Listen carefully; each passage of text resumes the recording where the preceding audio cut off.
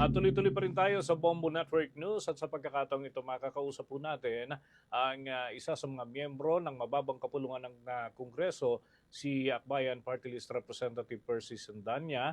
At welcome sa Bombo Radio Philippines. We are nationwide and worldwide. Napapakinggan at napapanood po tayo. By the way, si Bombo Dennis Hamito po ito. Together with me, si Bombo Jaira Hangayo. Magandang umaga po. Magandang umaga, Bombo Dennis at Bombo Jaira, at magandang umaga po sa lahat ng ating mga tagapakinig sa buong Pilipinas ngayong umagang ito. Opo, ay kunin po namin yung inyong reaksyon, yung inyong masasabi lamang. Ano yung initial reaction po ninyo? The moment na nabalitaan po ninyo na nahuli na itong si Saldico, sa tingin nyo ba kailangan buhayin muli dyan sa lower house yung bersyon ng pag-iimbestiga ng Kamara dito ho sa usapin ng flood control scandal? Noong nabalitaan natin itong report na nahuli nga si former Representative Saldico, una na tinaramdaman ay may konting relief, no? Dahil matagal na naghahanap ng katotohanan ng taong bayan, parang bitin na bitin tayo pagdating dito sa usapin ng flood control scandal. At sabi natin, napakahalagang development nito dahil pwede na uling makakita ng development sa ating mga kababayan, pwede nating marinig, no, si former Representative Saldico at magsabi siya ng totoo. Under oath, humarap siya, hindi tulad nung dati na papira-pira sa video. Dahil nga, mahalaga na siya yung magkwento talaga at magsabi sino talaga ang mga kasabwat, sino ang nakinabang dito sa flood control funds. At yung pinakamahalaga, para malaman natin, siya ba ang magbabalik ng pera o may mga kasama siya na kailangang ibalik yung pera sa kaban ng bayan? Lalo na sa panahon ito ng krisis na kailangan ng pera, ng budget ng gobyerno para makatulong sa ating mga kababayan. Papaano ho kaya yung nakikita niyong paraan para matiyak na hindi ma-weaponize itong si Saldico para sa political issues? Halimbawa, gamitin ng administrasyon laban sa oposisyon o kaya gamitin ng oposisyon laban naman sa administrasyon. Alam niyo dito sa Pilipinas, parang ganun yung tag-of-war, no? So, ano ho yung nakikita niyong magiging mainam na paraan para doon lang tayo, objective lang tayo, hindi ito magagamit sa politika, Representative Sandanya? Kaya napakahalaga na doon sa mga proper venues at under oath si former Representative Saldico kapag siya ay humarap at nagsalita. Kasi kung ang mangyayari ay tulad lamang nung dati na papira-pirasong video o kaya naman ay mga pronouncements na hindi naman under oath at hindi naman sa mga tamang venue, talaga maaari ito ma-politicize.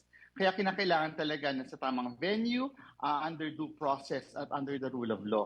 Napakahalaga na itong mga venue ito ang gamitin para sa ganun, makatiyak tayo na mananagot ang dapat managot dito sa napakalaking pagnanakaw na ito. Historic ito, pinakamalaking pagnanakaw sa ating bansa nito na nakaraang ilang mga dekada. So, sa pagkahuli ni Representative Zaldico, ang taong bayan umaasa na yung utang na katotohanan pagdating dito sa flood control scandal ay dahan ng mababayaran sa taong bayan kasama yung utang na ninakaw na pera sa kaban ng bayan. Okay. Ang akin ho naman katandem dito, si Bombo Jai Rahangayo, ay may ilang punto rin na nais pong maitanong sa inyo. Bombo Jai? Representative, sa ibang usapin naman ano po yung mga nakahanay sa susunod na impeachment hearing para kay Vice President Sara Duterte? Kontento ho ba kayo sa itinatakbo ng kaso niya? Sa darating na Miyerkules, no, andito yung magiging mga mahalagang developments pagdating naman sa usapin ng kanyang mga bank accounts at kasama dito yung testimonya ng BIR at saka ni former Senator Sonny Trillanes. Kung matatandaan po ng mga kababayan natin, ako yung nag-motion para i-subpoena ng Committee on Justice ang AMLAC para i-report nito ano yung mga suspicious o covered transactions ng mga bank accounts involving Vice President Sara Duterte at ang kanyang asawang si Mans Carpio. So sa darating na Miyerkules, mag-uulat ang AMLAC para sabihin, meron ba sa nakaraang 2 decades, no, na mga suspicious o covered bank transactions involving Mans Carpio and Vice President Sara Duterte. Napakahalaga nito para mabigyan ng diin yung complaints doon sa impeachment na naka-file ngayon sa kanya, particular do sa grounds on ill-gotten wealth, no,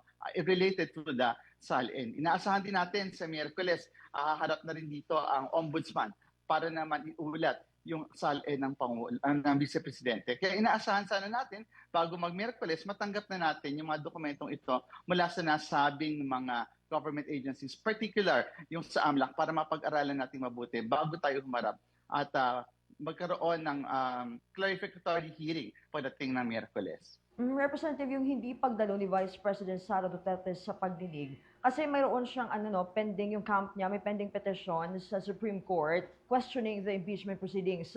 So if pupunta siya sa Kamara, mabavalidate yung kanilang question doon sa Supreme Court, ano yung magiging epekto nito dito, Representative?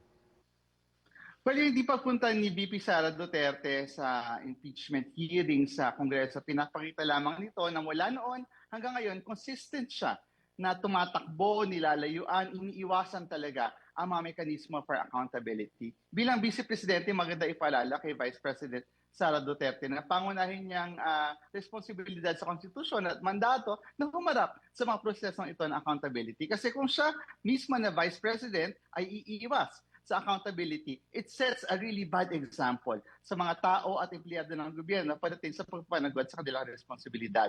Noong nakaraang pagdinig, nakita natin ilang beses tinawag si VP Sara para pabulaanan, kung meron siyang pagkakataon, na pabulaanan yung mga ipinusintang ebidensya para sa kanya. Pero tinatawagin siya parang spirit of the glass, hindi gumagalaw ang baso kasi wala siya o ang kinatawan niya doon sa loob ng Kongreso para sagutin ito. So, nakakalungkot na yung taong bayan, 2 taon na naghihintay na siya ay sumagot at magsalita, pero hanggang ngayon ay she refuses to answer the allegations against her. As per her camp Representative, sasagot lang daw sila sa tamang forum. Ano yung kanyang ibig sabihin nga dito? Ano yung kanyang look dito nga sa mga pagdinig na isinasagawa sa Kamara? Well, sa totoo lang, lagi nilang sinasabi yan, sasagot sila sa tamang forum, sasagot sila sa Senado, pero nung nakarating sa Senado, kung matatandaan natin, nung nakaraang Kongreso, 19th Congress, nag-file tayo ng impeachment complaint, inendorso ng majority ng nasa House of Representatives na nakaraan sa Senado. Anong ginawa nila? Tumakbo sila sa Supreme Court. No? At pagtakbo nila sa Supreme Court, ang gusto nila mangyari, mapatigil yung pagdinig sa Senado. So sinasabi lamang nila yan, nahaharap sila. Pero kung record sa presinto ang pag-uusapan, never pa sila humarap dito sa mga aligasyong kinakaharap ni VP Sara Duterte pagdating sa pang-aabuso sa kapangyarihan at pagnanakaw sa kaban ng bayan. Okay, thank you so much, Representative Bombo Danis. Okay, maidagdag ko na lamang, Bombo Jai at Representative Sendanya, no? May mga kamakailan, may mga lumutang tungkol sa issue ng House leadership at shake-up, ika nga, no? So as of now, kumusta ho ang inyong monitoring bilang miyembro ho ng kapulungan at meron bang kumakausap sa inyo para sa pagbabago sa liderato ng Kamara? Tayo po sa minority, no? Kasi consistent naman ang akbayan sa Kongreso. Ito as na Kongreso, tayo ay nasa minorya dahil tingin natin ang role natin sa Kongreso bilang isang fiscalizer. Nang sa ganon ay magkaroon ng kahit papano ng balanse, makatarungan at makatwirang paggawa ng mga batas sa ating pong bansa. So, yung usapin ng speakership, yan ay usapang majority at kami po sa minority ay hindi po kami kasali dyan. Sa dulo po ang ating tutok ay yung tuloy dapat ang trabaho.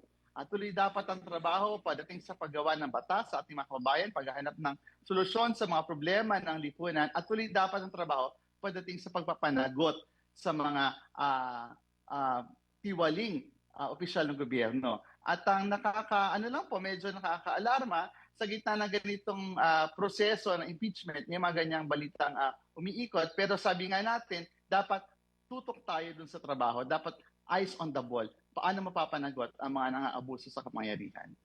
With that, maraming salamat po, Representative Percy Sendanya, sa pagtugon sa aming mga katanungan ngayong weekend. Happy weekend po sa inyo. Happy weekend po, Sir Dennis at Bombo Jai. Mabuhay po kayo. Mga kabombo at mga ka-Star Nation, nakausap po natin ang kinatawan mula sa Akbayan Party List, si Representative Percy Sendanya. Kaugnay ho sa dalawang malaking usapin ngayon, yung tungkol sa impeachment and yung pagkakaaresto nitong si former Representative Elizalde ng Ako Bicol Party List, no? Na nandun pa rin ho sa Czech Republic at naghihintay tayo ng mga update hinggil ho dyan. For the most trusted source of news and information, visit our website at www.bomboradio.com. Follow us on Bombo Radio mobile app, Facebook, YouTube, TikTok, and X, formerly Twitter. Like, share, and stay connected. Anytime, anywhere.